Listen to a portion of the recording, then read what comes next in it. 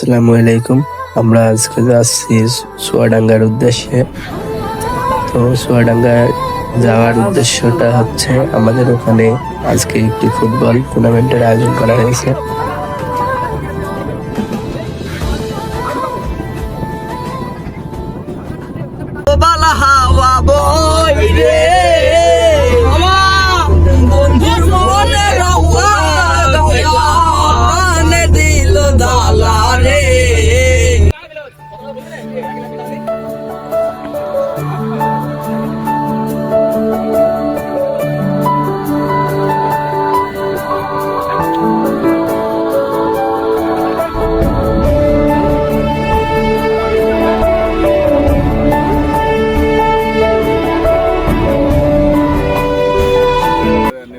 আমাদের রাজু ভাই